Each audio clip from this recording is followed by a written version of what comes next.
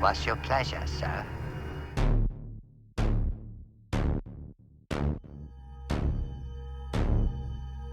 All right, well, welcome to a new Cinephiles and Cenobites episode.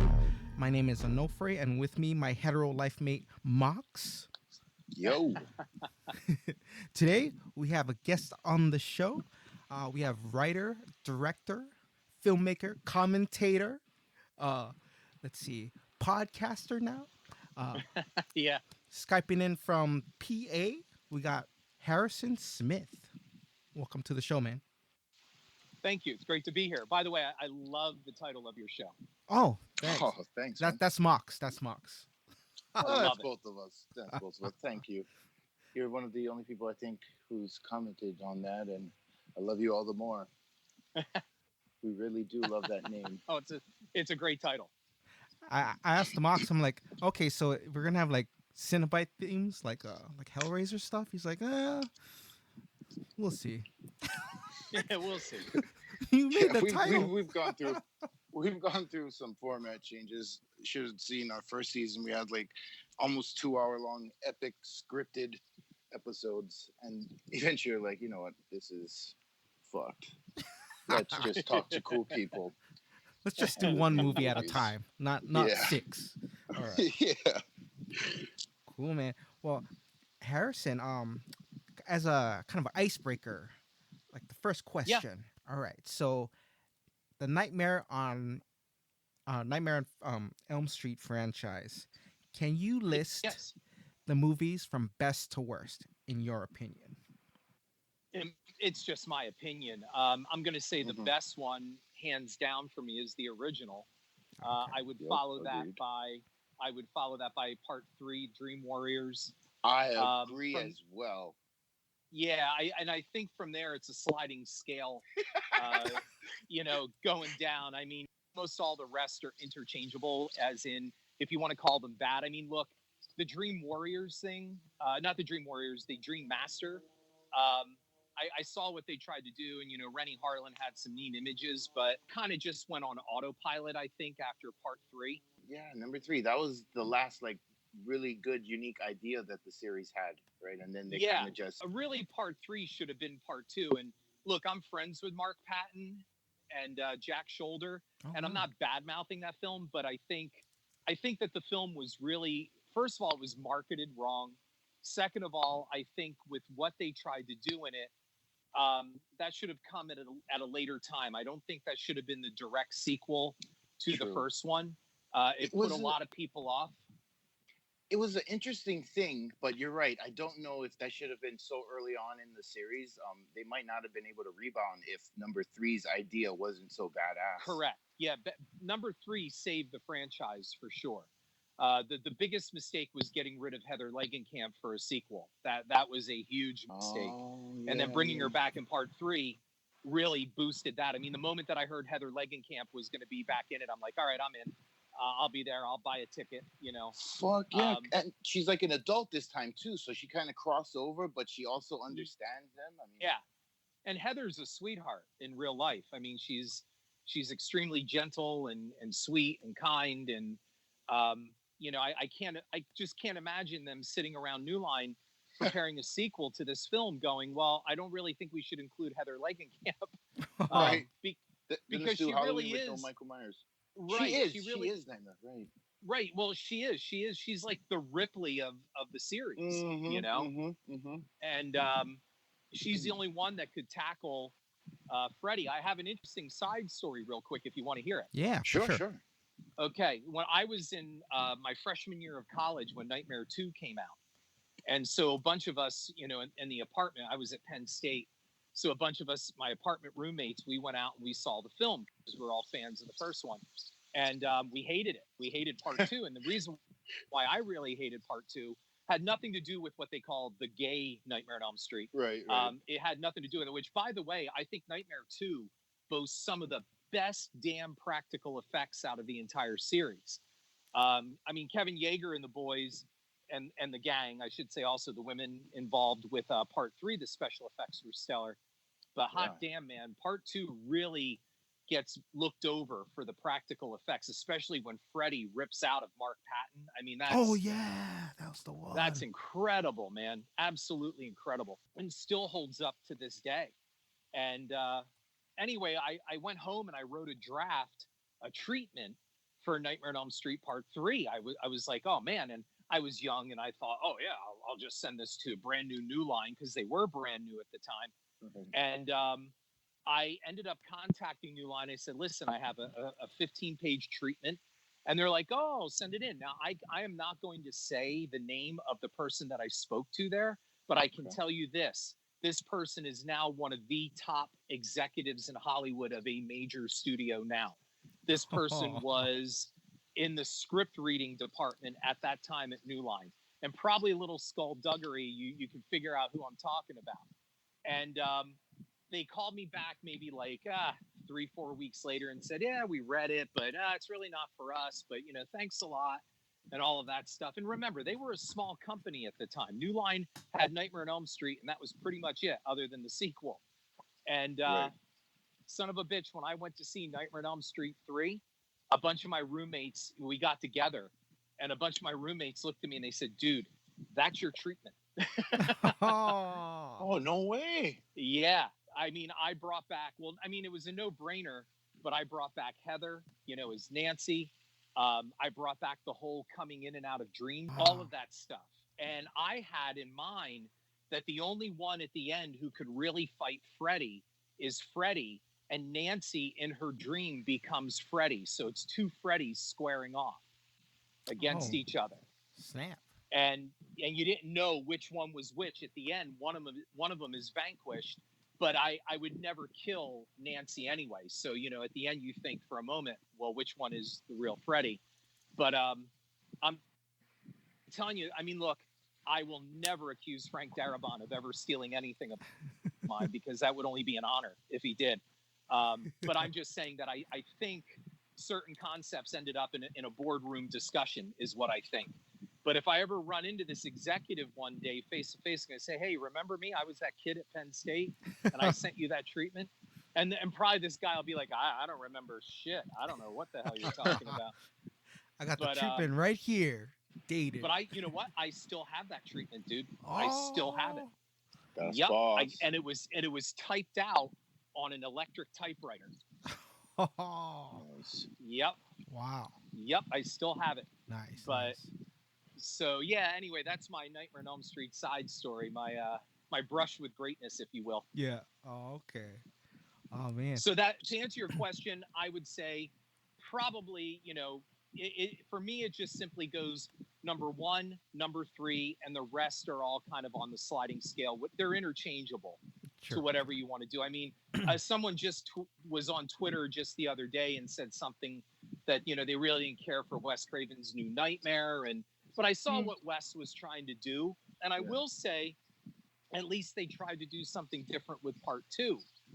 But I don't want to say they're all bad because look, there's some great effects work in these things, and I'm one of those that like I preach even on my own Cynema podcast about you just don't dismiss anything as just sucks, except Jaws the Revenge, because Jaws the Revenge fucking sucks. Oh God, does it? That's the fourth Jaws one the Revenge, about, right? Yeah, the fourth one that blows. And Jaws has a grudge now. Yeah, the shark is seeking revenge, and I have a podcast all on that. That's episode 2 on my Cynema podcast.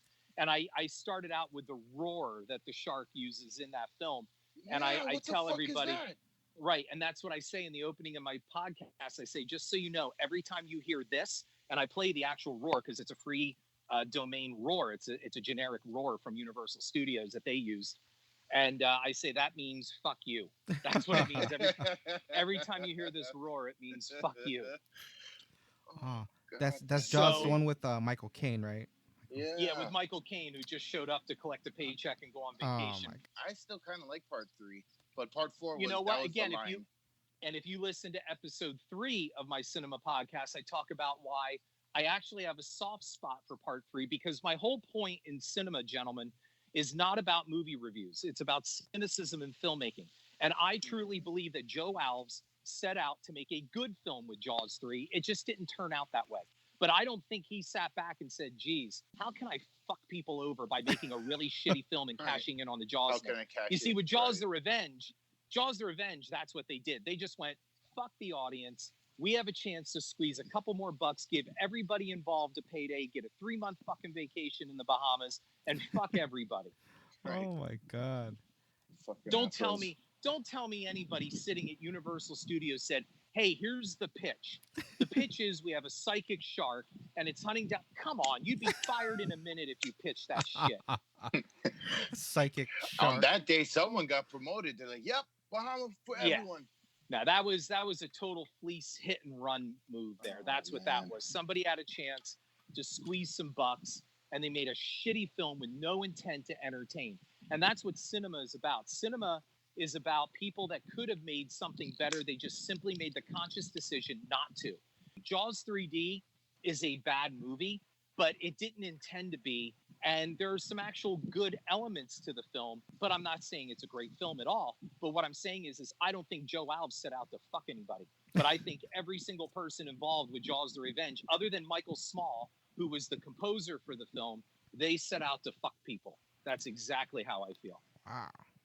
Yeah, that's crazy. So that's what. Yeah, man. I mean, look, there's a difference between like Roger Corman bad or Joe Dante Piranha bad. There's a difference there because they were low budgets and they made look. Halloween was low budget. The original Halloween was what, 300 grand, 350? Yeah, something at like that time. Yeah, it was really small. Right, but they made the difference is John Carpenter was a fucking genius and he made the best movie he could with that money, and that's the difference. And look. There are people now that look at Halloween and go, oh, it's boring. Nothing happens till the end. Right. You know, all that. No. John made a great film and he made it with almost no money.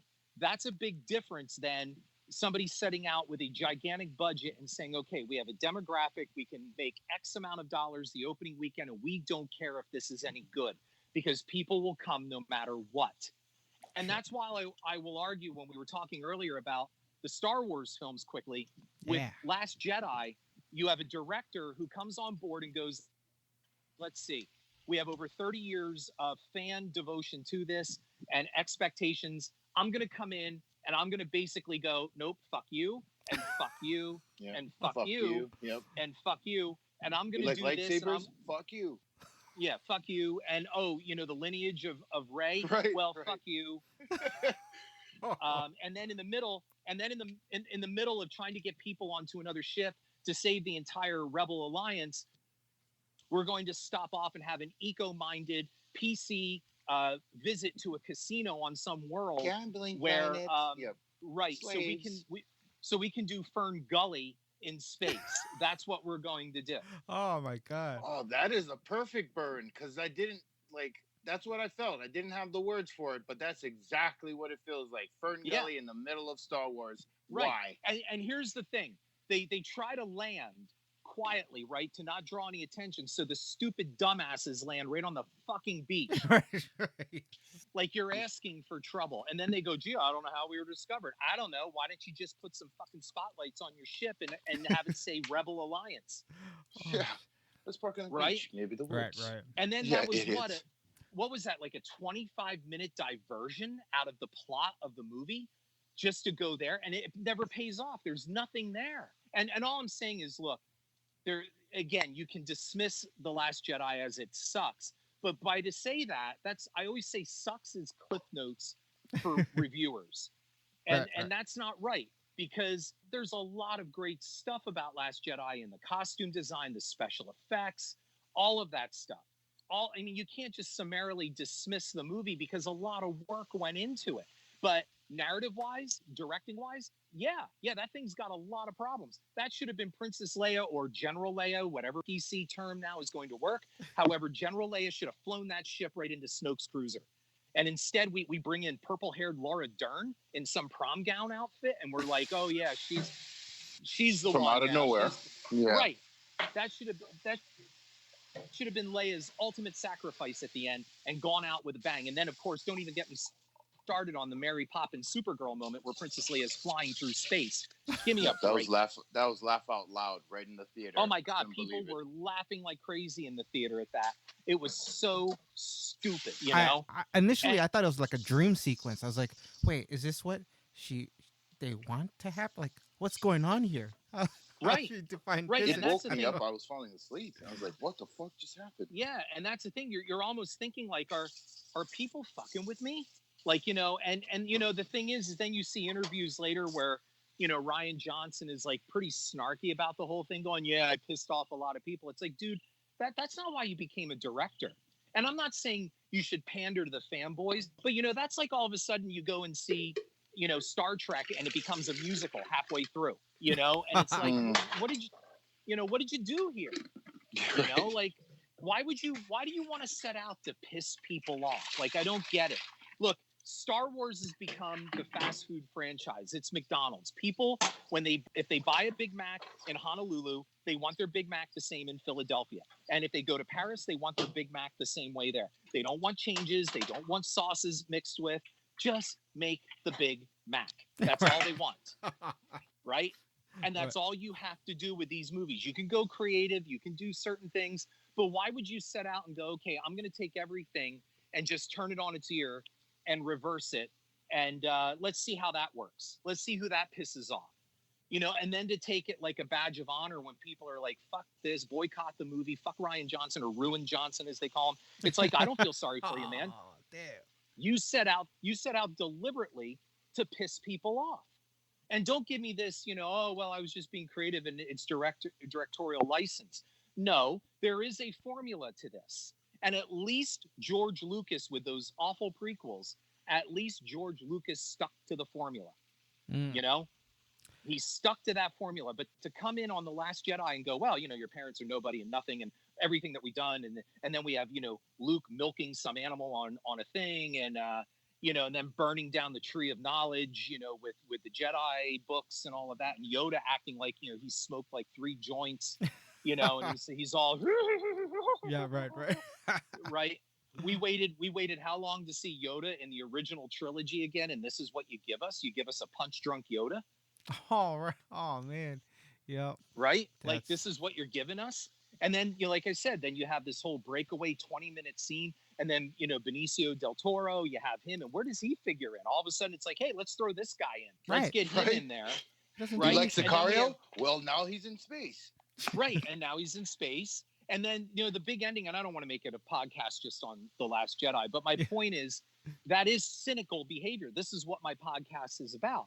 Like, at the end, let me end it with this. And that is when you have, by the way, John Boyega is such a fantastic actor. And I love him with his native accent. And my God, I loved him in Attack the Block. Attack the Block is so damn good, right? Yeah. And all they did was turn him into a simpleton comic relief character in this movie.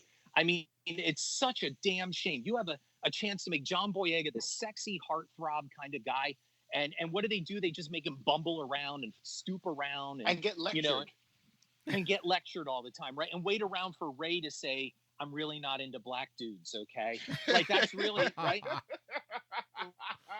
Like, that's where we're going with this. She might as well just say, I really like you as a friend, but I'm not into black dudes, right? That's the most hilarious way to have put that essence. That's exactly what it is. Poe is going to get it. He's going to get in there. So then, right. So then we have this whole big ending, okay? This big ending where the Empire is bearing down with, you know, it's like the scene on Hoth, except now it's a salt planet with, you know, red stripes whenever the salt is touched. And we have this visually big scene, and there's Boyega, who has a moment, because keep in mind, through the last 2 films, all he's been is on the run. Right. No, he's all he's been is on the run, and he's basically a coward. He has a chance right now in this film to give himself to the Alliance, like to die for a cause, right? To die for that cause. And he's going to fly his ship into that gigantic mazer kind of thing, whatever that thing was, right? And he's ready to fly into it. And nope, out of nowhere, Rose has to fly in and save him. No. Like, dummy. There needs to be sacrifice in Star Wars movies too, just like how Obi-Wan allowed himself to die so they could leave the Death Star. And there's Boyega, who could have also gone out in this big triumphant exit to be like, wow, man, he died for something he believed in instead of just running all the time. You know, that's all he's doing. And then Rose comes in at the last minute and saves him. And I don't care about that. And a lot of other people didn't. And then on the flip side of it, it's really sad how, you know, these ultra fans out there really treated that poor actress who played Rose. Look, man, she took a paycheck and did a job, you know, and when they were driving her off Twitter and stuff that to do, I didn't care for The Last Jedi, but, you know, my option is it won't sit on my DVD shelf and I'm not going to go see it again. How about that? That's what you used to do. Now it's we're going to boycott this and we're going to get Rotten Tomatoes critics fired and we're going to try to manipulate the scores and we're going to go on IMDb and flood it. Well, what the hell, man? Like, how about you just don't watch the fucking movie? How about that? Right. That's too grown up of a choice. Nowadays, it's, oh my God, things are not to my liking. What can I do to affect it? Social media. Right. I'm angry and I'm going to do this. And then, because that'll lead kind of into the conversation we were having before this recording, and that is why are people so angry and why does the internet focus so much on hating everything? And that goes across the board from not just movies, but also into our present political climate too. And I think if I guess maybe can I segue into that right now? Sure. I think what happens, you know, we have this industry like, look, you now have Disney that really is the empire. Okay. I mean, it's Mauschwitz is what it is. I mean, it's basically, you know, it's like everybody's under mouse arrest. That's what it is. I mean, they now own Fox. They're going to take over the Alien franchises, you know, everything like that. And they're doing whatever they want to do with Marvel, and they're doing whatever they want to do with Star Wars. And there is an element of helplessness among fans and audiences going, my God, what can I do about this? I mean, they're taking stuff and Disney's just going, yeah, fuck you. We're doing this. Fuck you. You know, we're going to do this. And you don't like that? Fuck you. That's what it is. You know, it's like on South Park with Mickey Mouse, you know, oh, fuck you. You know, like that's what they're doing. So, oh man. Right. So then, and even in the political climate, look, things in our government are totally out of control.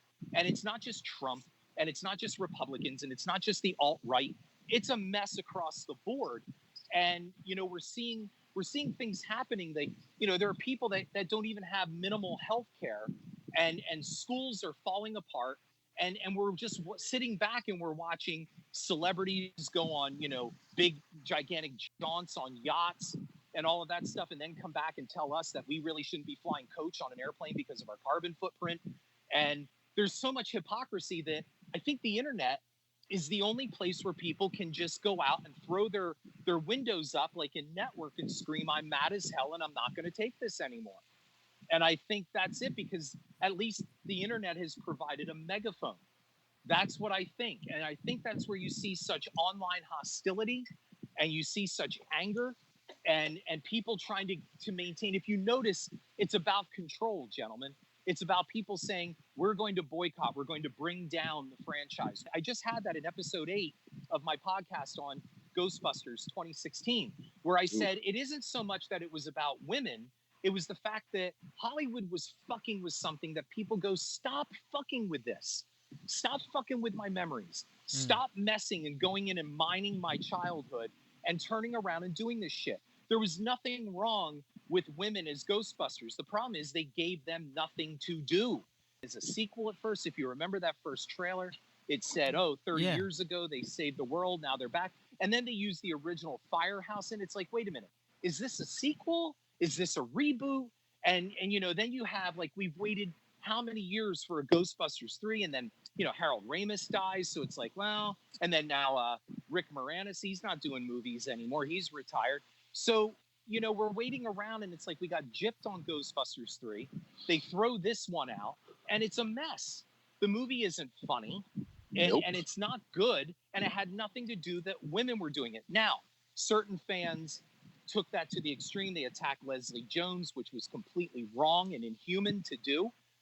Yes, there were some misogynistic comments, but I think the original vitriol for Ghostbusters 2016 is people are just going, why are you doing this to me? Like, why would you do this? Stop it. And, you know, we bitch about remakes and we bitch about sequels, but yet we pay to go see them because there's always, it's almost like a cycle of abuse where we go, okay, maybe that's totally right. it. Maybe this time it'll be better. Maybe, and nope. Then we get punched and we go, shit, they did it to me again. But then we'll come back, right? All those people that go, fuck Star Wars, they will be there to see Rise of Skywalker. They will be there. Yep. Right? So they go back, just like the prequels. Look, they didn't suck, but they are bad. And I can support that. And most of all, I think Red Letter Media with Mr. Plinkett definitively supports why the prequels are not good films. And he does it with data, funny data, but he does it perfectly. Like, I think Red Letter Media's Mr. Plinkett series should be studied in film classes. And yet we look at it and we go, you know, we have these prequels and, you know, why did they go back and they do this? And why did they make Anakin, you know, this way and a little kid that's yelling yippee? And then after Phantom Menace, everybody's like, I'm done with this. But nope, then comes Attack of the Clones. Everybody comes back, right? And we all did it. And then by the third one, Revenge of the Sith, I mean, we at the end we get no, and we're all like, oh my god, another unintentionally funny scene. And I mean, that's something you'd see out of The Simpsons, you know? Yes. And we're just going like, I don't understand. Why are they doing this? Like why do you have to do this?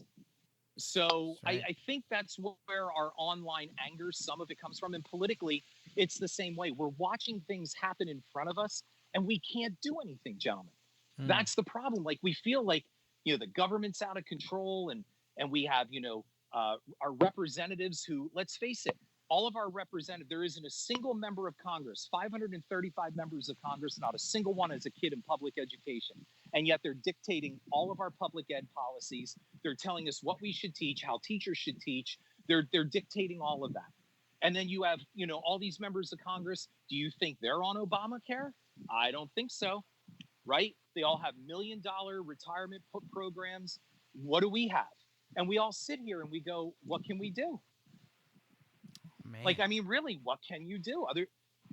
So I think the internet is a channel for that anger and that frustration. And sometimes it gets attention. Sometimes it works. Sometimes people publicly shame other people. I mean, look what Jon Stewart just did. Think about this. It took a comedian on a entertainment news show to shame Congress to allocate funds to simply help the first responders in New York City the day of 9/11. We can spend billions on missiles and bombs and everything else, but they couldn't allocate a couple $100 million to take care of the men and the families of these people that were dying of mesothelioma and a number of other ailments and cancers, because they did their job and responded that day. And that's what your government says to you? No, sorry, this is a line item budget issue, and we can't spare the money for that. Oh, by the way, Congress is getting a 12.8% pay hike. Wow. Really? You know, really, this is where you decide to take a stand, Congress. Yeah. So where's Cortez and all, where's AOC and all these other people? Where are they for that? Right? Where are they for all of that? And that's my question. It took Jon Stewart to go in and break down in front of Congress to shame these people into doing this. That should have never had to be the case in the first place. So to sum that part up, I think the internet is a place where anger becomes accentuated, and sometimes it works. Other times it comes across as people whining and acting like doofuses. But for the most part, I think that's why people have such anger, because it's the only place where they think they can be heard. So there we go. I'm off my soapbox. Yes. Woo! I'll be announcing my candidacy next week. Yeah. Harrison Smith. 2020. Harrison Smith. Right. Harrison Smith. Send Mr. Smith to Washington 2020. Yeah. Oh, awesome. Well, anyone but AOC. Yeah. Actually, I like hearing her talk though. It's like, fuck yeah, well, she just said that. She does too. She likes hearing herself talk. Oh yeah. And look, and just for the record, for anybody listening, I am not a Republican. I am a absolute dyed-in-the-wool independent. Yeah. And so my answer is throw them all out. And the first step toward fixing anything is term limits across the board. If the president has term limits, so should Congress. Oh yeah, yeah. So anyway, off my soapbox. Off the What's your next question? All right. The Matrix 4. Are you on Yeah. board? Of course I'm on board. Yeah. Well, why not? You know, Back to the right? cycle of look, abuse. I enjoyed. Right, it's back to the cycle of abuse, and Yeah. that is, I really love the first one. Parts 2 and 3, I really can't remember all much out of them, except there was a lot of bullets flying and a lot of Agent Smiths. And something about, you know, a guy in a white room who was God and a big sun at the end. I don't know. All I can tell you is absolutely I will watch the fourth one, and it was only a matter of time because really the Wachowski siblings now, they haven't really had a hit on anything else. And I mean, let's face it, Jupiter Ascending, give me a break. Oh my god. Oh my god, that was Jupiter Descending. Come on. No. Yeah. Yeah, my god, that doesn't even feel like them. That was Oh my Channing God. Tatum Yeah, on that was them. skates. That was like solar. Was Basically that solar with eyes? elf ears Yes. and Yeah. Mila Kunis. I'll watch anything with Mila Kunis, but I mean, most times it's punishing. Well, Dude, I sat in the theater when that preview played, and it's like, boy, you can hear the whistle of that bomb dropping. yeah. You know, The title just sounds Right. like a fucking. Oh, that shit is. Oh, that's the fake Right. movie. yeah, so she was a cleaning service maid, and now she's the queen of the God, universe. that's right. Got it. Okay. Well, you think they only got her because she can That's speak like right. Russian or something, right? Like that was like Right. that was her Yeah. character. That was it. Yeah, it was something. I mean, what a mess, and you know, God, but I hey, totally forgot about that part. if they bring it all back, hey, that's great, man. You know, good for Keanu Reeves. He's got a resurgence, and across the board, I think almost everybody will agree is Keanu Reeves is kind of the hipster Tom Hanks. Like he's one of the nicest guys in Hollywood. You know. Oh yeah. So good for From what I've good heard, for yeah. Keanu Reeves coming back and getting more work between John Wick and everything else. Good for him, man. Like, yeah, he's busting movie after movie. Yeah, Bill Yeah, and Ted he next deserves year. he deserves it, right? He's got another Bill and Ted, and hey, Oh take God, my that's money. right. I'll go see it. And we got a new Terminator movie coming out. We got a new Terminator movie. We'll see. When does that come out? November, I want to say, but they keep pushing it back. No, Yeah, I they think keep it's... pushing it. Oh, really? Oh, damn, man. I don't know when it is. I want to say the first week of November. It's got to be. All right. Yeah, I that's would- the I would- last date that I heard. Yeah, I heard November as well. So I mean, I don't know. Sarah Connor. And they had to Sarah spoil Connor. it by saying Edward Furlong's going to be in it. Yeah, that's the other thing now too. It's like, look, remember the Spoil preview for fucking the it. right for the preview for the new Pet Cemetery. I mean, you didn't have to see the movie. You know, Basically. just watch the preview. Everything was there. I They kept my eyes switched it closed around. every time that trailer came on. Like if I'd go see a movie and then Pet Sematary, I'd be like cover my ears, close my eyes. And so when I watched it, I was like, oh, that's what they were talking about. Okay, got it. I got pissed. I was like, for real? Because you told me not to watch the trailer because someone told you it would piss you off or give it away. And then you're like, And then did already they just that switch was it? the hint. I was like, are they gonna flip it and make the girl die? Because it feels really like, and that's what happened. And fuck this movie. So that was Yeah. a legit Well, and surprise that's for all- me. But you know, that's all they really could do with it. I mean, here's the other thing, and I'll go into that, and then Salem's Lot, and that is all you have to do is follow the book, and that's like the Amityville films. Why at the end of every goddamn Amity movie do we have to see the house blow up or someone chase somebody with a fucking axe? Why can't there just be ghosts? Right? Why can't there just be ghosts, man? Why do we have to have a homicidal maniac, you know, with a little shining action going on? And why do we have to have that? Just give us the ghosts. Like, just take the Amityville book. I don't even care if it's true or not. I think it was all bullshit.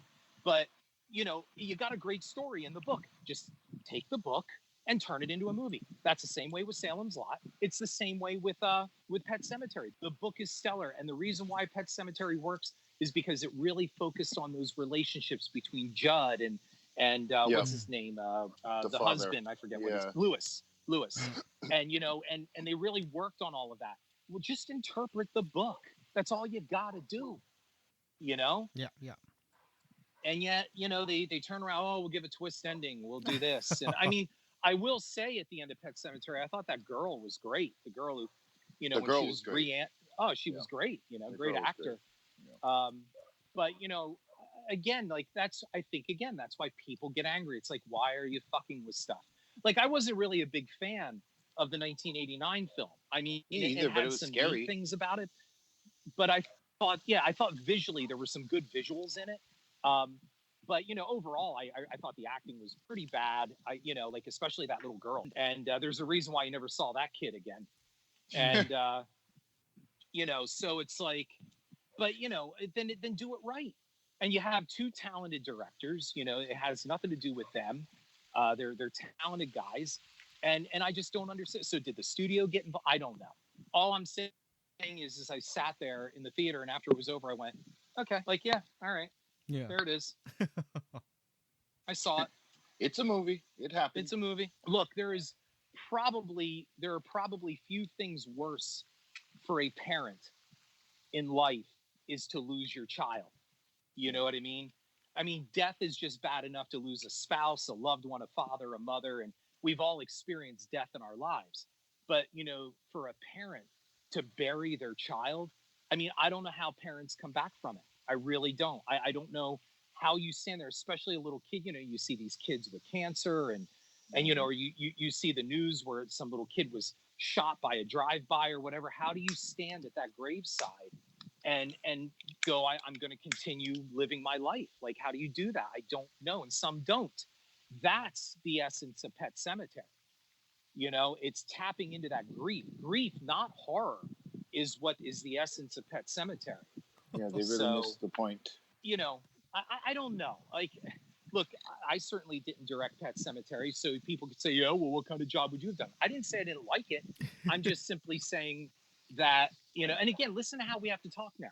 Now we have to talk in the way of, oh, well, I found a good thing about everything. There's nothing good about Jaws: The Revenge.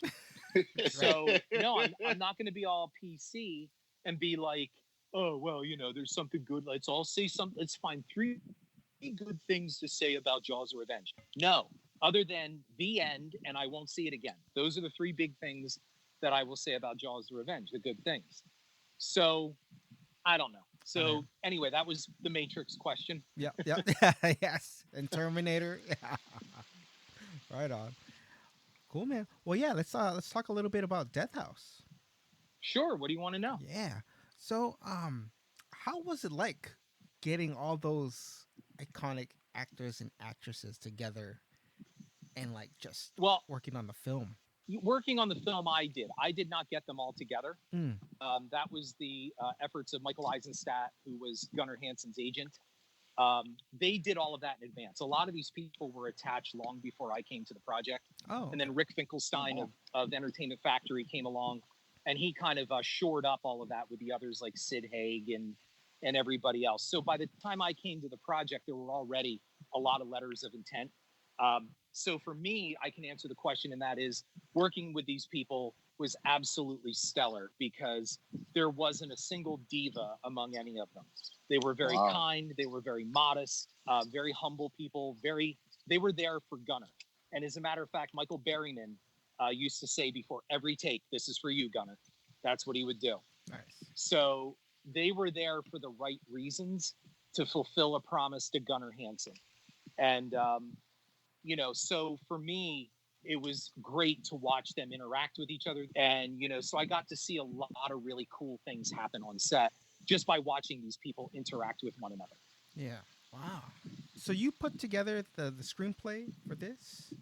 Yes, Gunnar had the original script. There was a second script. There's this internet rumor that Gunnar hated the present Death House script and that he left the project. What people, again, the know-it-alls who think they know it all, got it wrong, and that is there was a second draft commissioned by another writer that took the film in a completely opposite direction.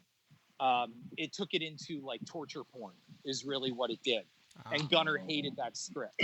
And when I read it, as a matter of fact, it was so bad when I got off the plane from LA back to Pennsylvania, I found the nearest garbage can and just dropped that script right into the garbage can. Oh. Wow, that bad. So, yeah, it was that bad. So anyway, I came up with the draft where we set it in a prison. Yeah. Because I thought, I was sitting there writing, I'm like, the original draft was these people go into an asylum, an abandoned asylum, and they find out there's a basement down there, all these hallways and caverns and catacombs, and the crazies went below. And Oh, it's like Gunnar knew this, and I said this to Gunnar. I go, Gunnar, we've seen this movie before. This is not original. And he's like, I know. He goes, that's why it needs a rewrite. So I came up with the idea of a prison because at that time the preview for Jurassic World came on. It was like this exclusive preview during Super Bowl season, and I was like, that's it. What if the monsters got out? And that's what I did. Like we have a tour, right? The two agents are taking a tour of the facility, and the ride breaks down and the dinosaurs get out. So it's really Jurassic Park without the dinosaurs. oh wow.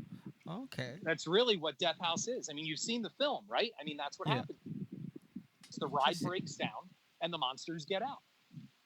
Huh. Even though yeah, that Jurassic Park movie was a bummer. Yeah, well, I have a podcast on that one too. Yeah. If you listen to if you listen to episode 8 of Cynema, you'll see my take on all of those. Because that's something different. That's not a remake. It's something even more deadly and cynical called the repackaging. Because it's not really a remake and it's not really a sequel, but it is a sequel. That's what I'm saying. So if you listen to that podcast, you'll understand. I'm gonna check it out now. Yeah. Right on. Oh. So that's where the script came from, and Gunnar loved it. In fact, Gunnar, before he died, he gave the message to producer Rick Finkelstein. He said, "Please tell Harrison the script has my blessing." Nice. Oh, sweet, man. I gotta ask, as a director, do you do any storyboarding? Oh, I do. Yeah, yeah. I've got storyboards for like Yes. Zombie Killers and Camp Dread. And yes, absolutely. Oh, okay. And Yeah. some don't. Some just stay away. Well, and it depends. Yeah. Like the way I write them, I also have it in my head. So there's very little excess to these films, to my films. If I've written them and directed them, there's very little excess like on the cutting room floor because I write it with all the beats in mind. So pretty much it's a blueprint for the editor. Yeah. So they can just go, oh, okay, well he's cutting out on this beat of dialogue. He's doing this. So yeah. So storyboarding definitely helps, especially with a very visual film. Sure. But otherwise, some films I haven't storyboarded. Hey, Mox, anything you want to ask or add before we get to that last question? Death House. It kind of is. The dinosaurs get loose, but I feel like there was also kind of a cerebralness to it, and maybe even a feeling of like not necessarily religion, but a cult or something. Was that a part of it, or was I just like? No, lost? you are dead on. No, you're dead on. There was a number of religious references, and as a matter of fact, Bill Moseley's opening line, "Who weeps for Satan?" that line. That's a bold line to begin a horror film with. And then in addition, at the end, when his first on-screen line is "I am God, the great and terrible," making a direct reference to the Wizard of Oz and saying that God is basically the man behind the curtain. He's just a little man. He's not anything, is what it is. And yes, we have the cult, references in there. And, the whole religious thing is permeated all throughout the film. It's taking a very strong swipe at religion. In fact, there was some stuff cut from the ending with the five evils because it just went on too long. But where Bill Moseley basically says, God's got it all wrong. Really, Satan at least tells you the truth. You know what I mean? So it's like, who's more honest? This God, this selfish God, or and he goes on about this. So there's a lot of stuff there. And then of course, the fact that we believe now, like even now with transhumanism, that we can just eradicate evil. No, you can't. No, you can't do it. And you can try to do this with technology and erase people's minds or blank out the bad spots in them. It's not going to happen. And so the movie took on a lot of those kind of things, really took some bold moves in a creative direction rather than just simply line up the characters and give you an R-rated Scooby-Doo cameo movie. Right. Oh, nice. Yeah, it's a very heavy film. Yeah. And I think it deals with subject matter that you would not expect in what feels like it'd be a slaughterhouse movie. Correct. And that's why there was some fan backlash to it, because a lot of them wanted it to be a Freddy versus Jason movie. Oh, Kane Hodder's going to be Jason and Tony Todd's going to be Candyman and all of that. No. And the reason why, number one, if that was the case, I wouldn't direct it, because people said why. My answer is because that's fucking stupid. That's why. Yeah. Should we, I mean, if you think about it, should we combine Jack Torrance with Michael Myers in a Halloween Shining crossover? Should we do that? I mean, you can, but does that mean it's any good? Tony Todd summed it up best. They offered him a bucket of money to come back as Candyman to fight Leprechaun. It was going to be Candyman versus Leprechaun. God. Now that just sounds, that's the stupidest thing. The Yeah. Jack Torrance versus Michael Myers sounded interesting. It'll probably be shitty, but Leprechaun versus Candyman just sounds fucking stupid. I'd never watch that. Look, Tommy Lee Wallace came to me years ago. I'm friends with Tommy Lee Wallace at Halloween 3 and Fright Night 2 fame and Stephen King's It. And he said, he came to visit and he's like, hey, Harrison, go up and get that script out of my duffel bag. And I went up and you know what it was? What? It was Freddy versus Jason. Oh, wow. And I go, oh my God, Tommy, are you up to direct this? He goes, well, they're looking at me, but I'm not going to do it.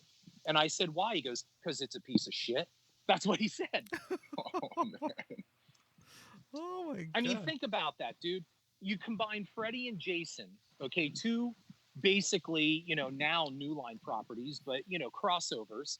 Right. And the best you can get is Freddy goes into hell, and of all the people to pick in hell to mimic his murders, he gets a big, lumbering, semi-stupid mute who has his murders no way resemble Freddy Krueger. You mean there's such slim pickings in hell? He couldn't find Ted Bundy and say, hey, Ted, help a brother out here. I need you to go back, use the glove, do whatever to make it look like slashings so people will remember me and I can come back and there'll be a little something extra for you. No, he goes and gets Jason Voorhees. What? Like, that's what we waited for. It took almost 14 years for that project to gestate. That's what we got. And everybody goes, oh, it was awesome. Really? Then where's the next one? I guess not. Where's the sequel? Yeah, what was that, 2003, 2004? Some shit like that. That was a while ago. Yeah. So where's the next one if it was so great? Yeah. That's true. They'd be fucking kicking those out if it was. Right. They pulled a hit and run is what they did. They got their opening weekend. It made some money, and everybody at New Line and Paramount went, woohoo, that was close. Right. That was close. Before the word got out. Right. Oh, They Before the word actually gets couldn't out. do that nowadays with the internet and social media. Dude. Right. Rotten Tomatoes was in its infancy then, Right. right? Yeah. So Right. you did a hit and run is what you did. Everybody waiting, oh my God. And really all that was an R-rated, Frankenstein versus the Wolfman. That's all it was. I mean, when the Universal movies were in their decline, that's what they did. They paired up the monsters, right? So, you just trotted out your waning franchise and wringed out a few more bucks. And that's what they did with this. I mean, it's a dumb plot. It's a stupid story. And why would you even, why would you even think, yeah, we've got a winner here? They knew they didn't have a winner. Yeah. So they did this. And like I said, if it was so good, why didn't they commission another one? It's true. Oh, man. I still can't get over that Candyman versus Leprechaun. That would have been... That is the stupidest fucking thing I've ever heard. If you guys ever get Tony on your show, ask him about it. Oh God, I'd be kind of afraid. That sounds insulting. No. He talks about it because he also, the reason why Tony signed on to do a cameo in Death House is because it wasn't that. It wasn't the Freddy versus Jason thing. Right. He read the script and he goes, yeah, I dig this. I see where you're going with this. Wow. Because Tony is a fantastic dramatic actor. He's not just a horror actor. Fuck yeah, he is. You know? Yeah. He's incredible. He's, another one that really should, somewhere along the line get a dramatic role that's going to land him an Oscar nomination. And I think Candyman 2 is overlooked. His dramatic, when they do the flashbacks and shit, that story is so awesome. And look, man, really he was for him. He's overlooked in the remake of Night of the Living Dead. Oh my God, that's right. Yeah. That was great in that. That was my first introduction to Tony Todd. When I saw that, I'm like, this fucking guy is great. And for me, that movie was like a random movie on like late night HBO. I just what is this guy doing? And then it turned out to That's be one of the cases where that movie is another example, and there are many examples, but that's an example of when you do a remake right. Mm. And Fuck I mean, yeah. Tom Savini killed it in directing that, and Yeah. Tony Todd, everybody involved. Barbara, she was fantastic. They gave her something to do other than stand in a corner and cry. Yeah, yeah, like she's completely different than like because then I saw Yeah. that first, and then I saw the original. I'm like, wow, it's two different Yeah. movies. Like, okay, got it. That's what I'm saying. So. But anyway, yeah. So that's my opinion on that. Yeah. Well, I also loved Tony Todd in The Rock. Oh, Oh absolutely. fuck yeah. I want Yeah. my fucking money. Like, Yeah. no, That's yo, give him his money. Yo, he's serious now. Yeah, that's what I'm saying. Where man. He's a mercenaries great actor. and mercenaries get paid. Right? Yeah, yeah. They're no Right. longer He's soldiers. terrific. Oh my god. Yeah. Shout out to Tony. So He's just it would have has a been natural menace. it would have been I'm- Tony Todd versus Warwick Davis, right? Right. Okay. Well, they put him with Snoop Dogg, I think, at one point. Leprechaun was in the hood or some Yes, bullshit. he was in Then the he went hood. Yeah. in fucking outer space or something. I mean, Yeah. Then he was in space. fucking just why not him versus the critters then? I'd watch Right. that. That's less stupid. Yeah. Although that's very stupid. Leprechaun You know what? versus So the Critters. now that we've File talked about- all of that under just because you can doesn't mean you should. Sure. Yeah. Yeah. the Jurassic Park argument, and I think that's right. And I'm glad that Death House was not that and was not torture porn. So am I. The opus. Yeah, that's what I wanted to make sure of. I wanted to give people something that you might have to watch it a couple times, and a And lot it of it is is open that. to your opinion. It is that. I mean, for a horror Yes. movie, it's kind of a piece of art, you know. Yeah. And the fact is that it's open to interpretation. You can interpret it a number of ways. It's up to you as an audience to interpret. Nice. You know, and everybody's I That's don't know true. what the backlash would be because everybody's talking about smart horror movies these days, how it's like in the golden age. Then what the fuck are you crying about?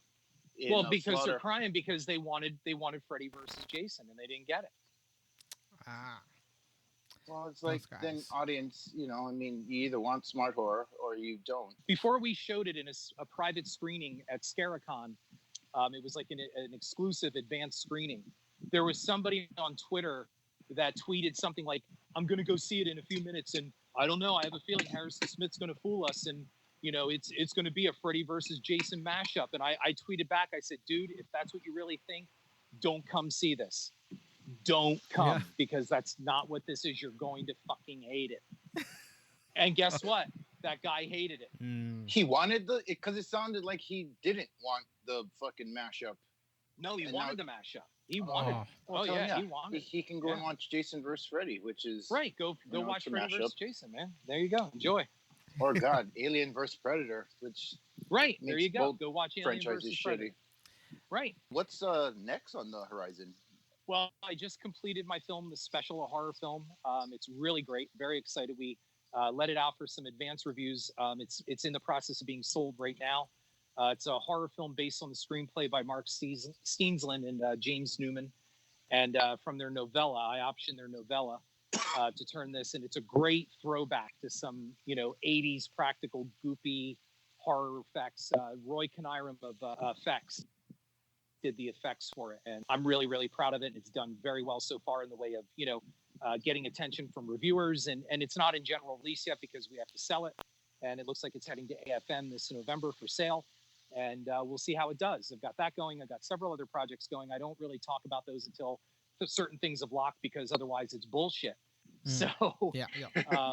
there are people out there, man. You can talk forever about what you've got, quote unquote, in development. That means nothing. Yeah, So it's true. Yeah. Lincoln once said that the smartest animal is the rooster because it only crows when the egg is laid. And so when the egg gets laid, I'll crow. Nice. Nice. Awesome. Practical advice. Yep. Some of us learn the hard way. All right. Well, Harrison, we're at that point of the show. We're going to hit Yep. you up and put you on the spot with one last Okay. question. All right. Sure. So we'd like you to list your top 6 favorite films of all time. Top 6 favorite films of all time. Starting. Do I have a time limit here? No time No, limit. no. Top 6 would be Network, Oh, 1976 nice one. movie Network. I would say it's a mad, mad, mad, mad world. Jaws is my number one favorite film of all time. Jaws Oh. is the movie that made me want to make movies.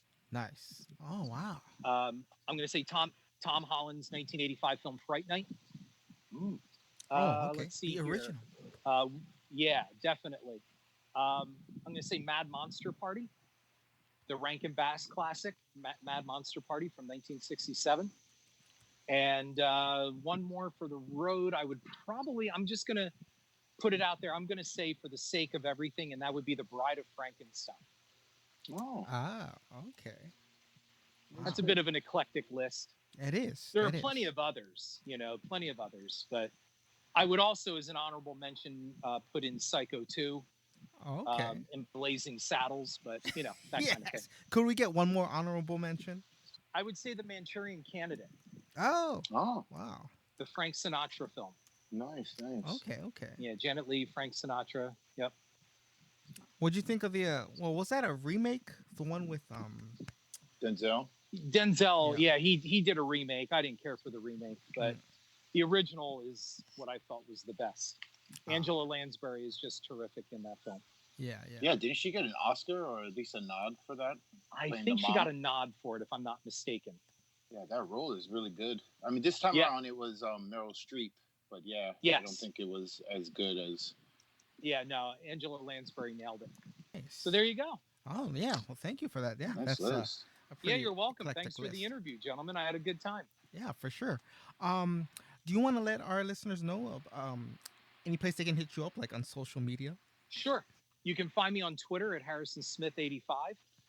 You can listen to my podcast, Cynema, Cynema, and that's available on iTunes, Stitcher, where else? Spotify, and I also have a YouTube channel for it. Nice. And it's everywhere. You can find Cynema, Cynema everywhere. It's also based on my blog, which can be found at horrorfuel.com.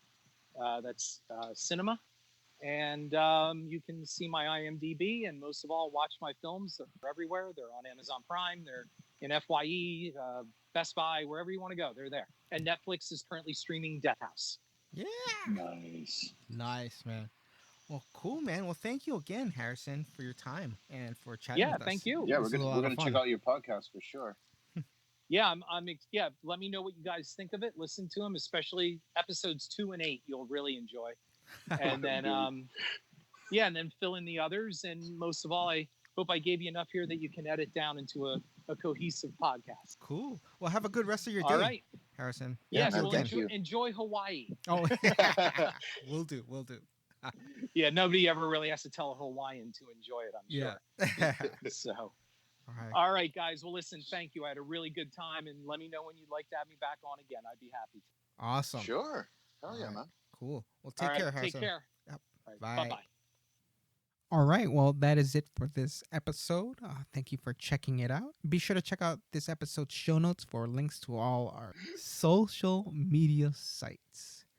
But other than that, be sure to visit our website, nekkomedia.com. That's Nekko media.com.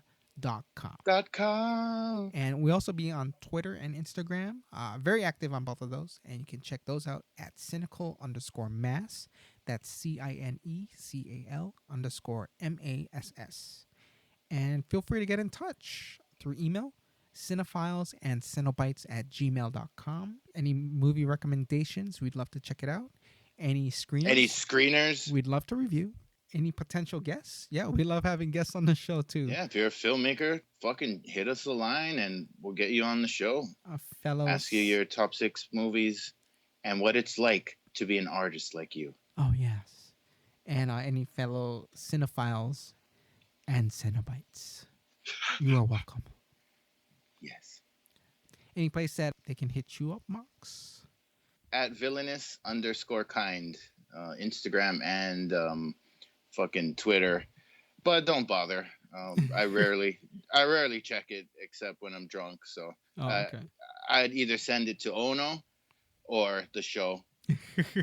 Yeah, you can check me out on Twitter at ThisIsOhno. That's ThisIsOhno. Same goes for Instagram. Oh no. Yup. All right. Well, thank you again. Take it away, Annika. This has been a Nekko Media podcast broadcasting from the Blood Cave, part of the /tag Potter family. For myself, Annika Pussyfoot, Mox, and Ono, keep the lights on and check under that bed because there's only one universal truth. No lives matter. That means you. Stay rating, Wokeland. We have candy.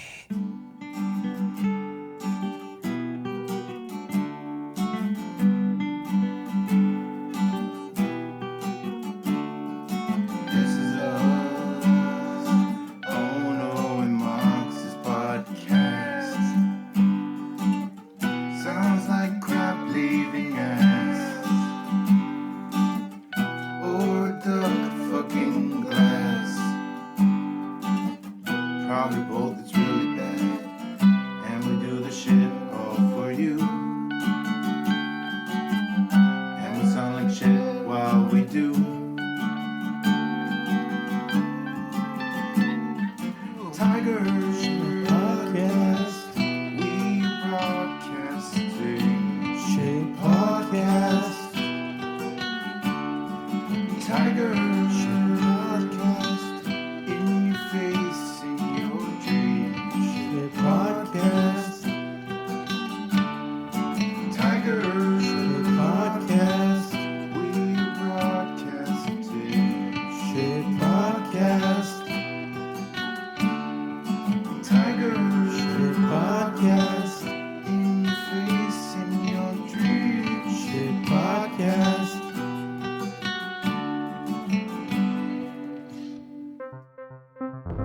This is a Nekko Media podcast.